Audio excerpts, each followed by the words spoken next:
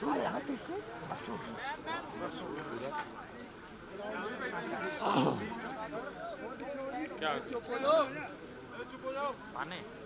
मित्रों,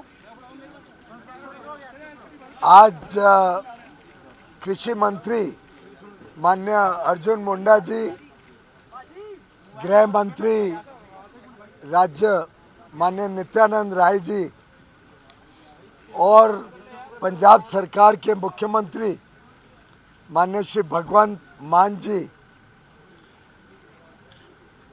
और सभी केंद्र और राज्य सरकार के अधिकारियों ने संयुक्त किसान मोर्चा नॉन पॉलिटिकल और भारतीय किसान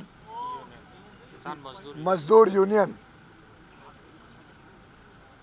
और अन्य कुछ किसान संगठनों के प्रतिनिधियों के साथ बहुत ही अच्छे वातावरण में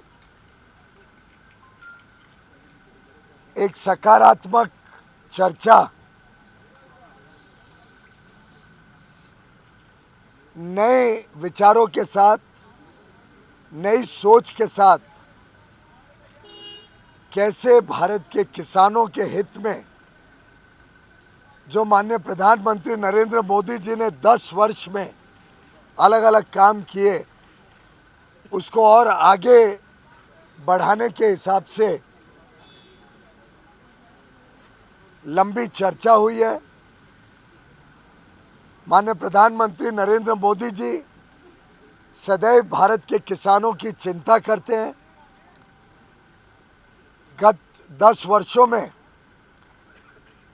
चाहे वो एमएसपी की खरीद हो जिसमें अभूतपूर्व वृद्धि हुई, कहाँ 2004 से 14 के बीच मात्र 5.5 लाख करोड़ की एमएसपी में खरीद हुई थी, वहीं मोदी जी के कार्यकाल में 18 लाख करोड़ से अधिक खरीद हो चुकी है और अब तो खरीद चल रही है। धान की और गेहूं की अब शुरू हो जाएगी। प्रधानमंत्री किसान सम्मान निधि हो जिसमें 2,80,000 करोड़ रुपए अभी तक 11 करोड़ से अधिक किसानों को दे चुके हैं।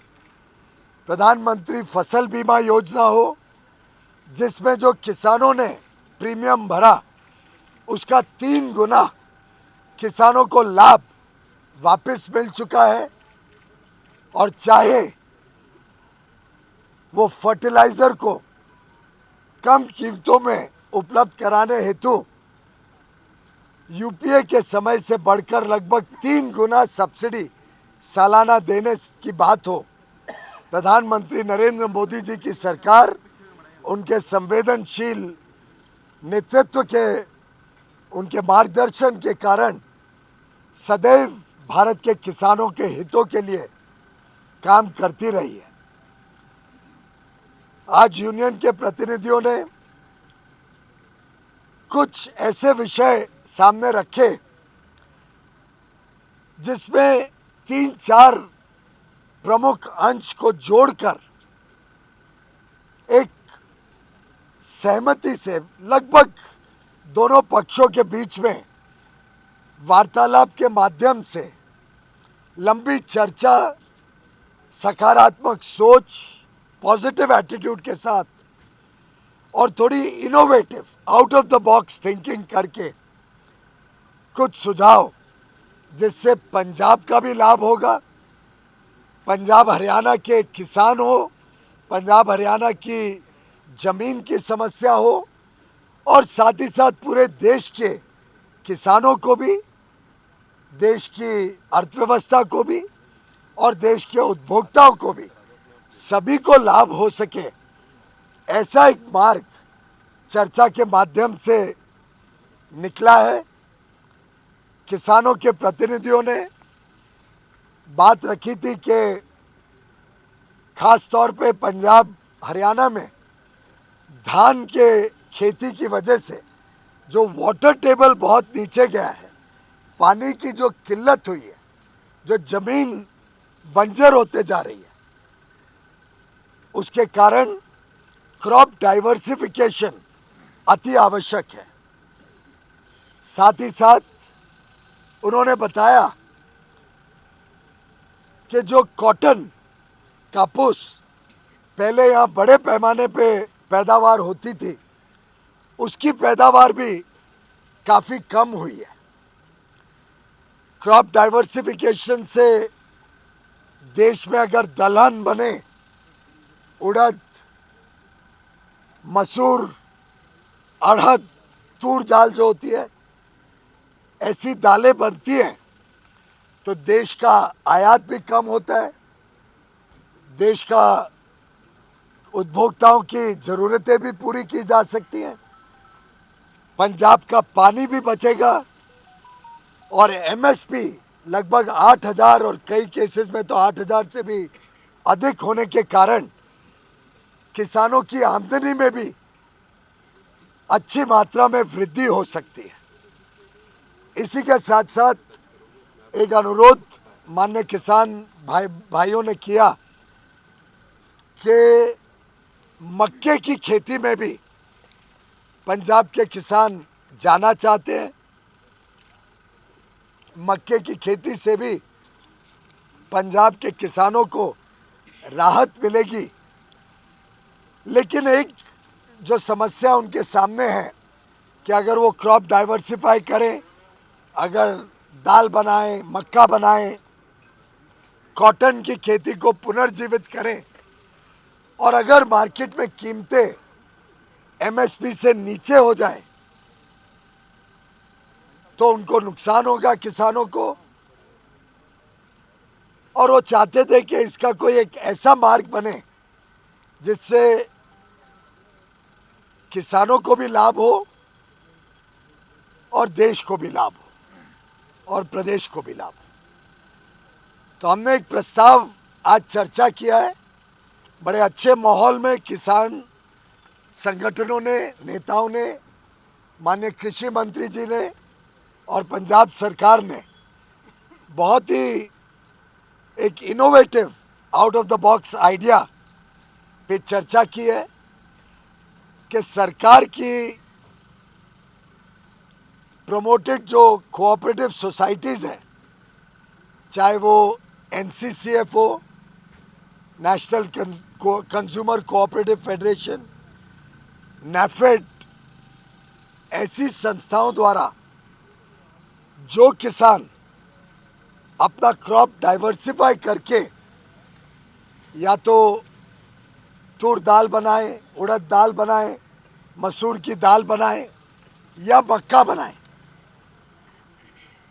उनको 5 साल के लिए एक कॉन्ट्रैक्ट करके एनसीसीएफ और नैफेड गारंटी करेगा कि अगले 5 साल तक जो भी क्रॉप डाइवर्सिफाई करके ये 4 प्रोडक्ट्स बनाएगा, 4 उत्पादन खेती के करेगा, उसको ये संस्थाएं एमएसपी पर खरीदेगी। कोई क्वांटिटी की लिमिट नहीं होगी। एक पोर्टल बनाया जाएगा। वैसे डेटा तो ऑलरेडी है, कौन किसान कितने ज़मीन पर क्या खेती कर रहा है, उससे स्वाभाविक तौर से पता लग सकता है कौन डाइवर्सिफिकेशन करता है। और 5 साल का करार कॉन्ट्रैक्ट किया जाएगा नैफेड और एनसीसीएफ द्वारा, जिससे जो भी किसान ये डाइवर्सिफाई करे उससे पंजाब की खेती भी बचेगी, पंजाब का वाटर टेबल भी ठीक होगा, पंजाब की बंजर ज़मीन बंजर होने से बचेगी। ऑलरेडी काफ़ी स्ट्रेस में है पंजाब की ज़मीन। किसानों की आमदनी भी बढ़ेगी और उनको सुनिश्चित होगा कि जो भी उत्पादन है वो एमएसपी पर नैफेड और एनसीसीएफ खरीदेगी। इसी के साथ साथ हम चाहते हैं कि कॉटन पुनर्जीवित हो, पंजाब फिर एक बार कॉटन की खेती में, कापूस की खेती में अपना प्राथमिक स्थान ले। तो जो भी किसान कॉटन की खेती भी पुनर्जीवित करता है, शुरू करता है फिर से, उनके लिए भी कॉटन कॉरपोरेशन ऑफ इंडिया इसी प्रकार का एक 5 साल का करार करेगी, लीगल एग्रीमेंट करेगी और 5 साल तक जो भी उत्पादन इन खेतों से आएगा, डाइवर्सिफिकेशन करने के माध्यम से या पुनर्जीवित करके कॉटन के खेतों से उसको 5 साल के लिए एमएसपी पर, जो सीएससीपी द्वारा निर्धारित एमएसपी होते हैं, उस पर खरीदने का एक प्रस्ताव सामने आया है। किसान संगठनों ने बताया कि वो यहाँ पर इस पर निर्णय लेने के बदले कल सुबह तक हमें अपना निर्णय बताएंगे। हम भी दिल्ली जाके बाकी जो विभाग है और एनसीसीएफ नैफेड से चर्चा कर लेंगे और मेरा विश्वास है जिस अच्छे वातावरण में आज की चर्चा हुई है, उस वातावरण में दोनों पक्ष सकारात्मक सोच के साथ, पॉजिटिव थिंकिंग के साथ आगे बढ़ेंगे। बाकी कई सारे और छोटे विषय थे जिनको समाधान पहले ही आपसी बातचीत से कर दिया गया था। कुछ और मुद्दे आवश्यक होते ही हैं, समय समय पे निकलते हैं। कुछ और विषय के ऊपर बातचीत माननीय कृषि मंत्री जी के साथ देश भर के किसान संगठनों, अलग अलग किसान संगठन, कुछ यहाँ हैं, कुछ आज के मीटिंग में नहीं भी हैं, उनके भी कुछ विचार विमर्श करके, एक्सपर्ट से बात करके और विषयों पे भी लगातार चर्चा, विचार विमर्श और संपर्क बना रहेगा। अगली मीटिंग कब होगी? अगली मीटिंग कब होगी मंत्री जी? अगर तो कल सुबह तक इनका फैसला आ जाता है तो मुझे लगता है कि इन्हीं लाइंस पर फिर हम आगे प्रोसीड करेंगे और ये हम अनुरोध करेंगे कि माननीय किसान इसको कॉल ऑफ करें। बाकी जो विषय है वो काफ़ी गहरे विषय, पॉलिसी ड्रिवन विषय, बाकी विषय जो पॉलिसी से संबंधित है उनको ऐसे समाधान करना एक टेबल पे बैठ के कुछ ही लोगों से चर्चा करके संभव नहीं है। अभी चुनाव आने वाला है, चुनाव के बाद नई सरकार बनेगी, ऐसे विषयों के ऊपर लगातार चर्चा जारी रहेगी और पॉलिसी के जो और विषय हैं उसके ऊपर फिर आगे चर्चा से बातचीत करेंगे। बाकी विषयों के ऊपर बाद में चर्चा का सिलसिला चालू रहेगा। मैं समझता हूँ आज के पॉजिटिव वातावरण में जो बातचीत हुई है उसको मेरा पूरा विश्वास है कि मीडिया के बंधु, सभी देशवासी, सभी देश के किसान इसको सकारात्मक और पॉजिटिव दृष्टिकोण से लेके इसको स्वीकार करें। बहुत बहुत धन्यवाद।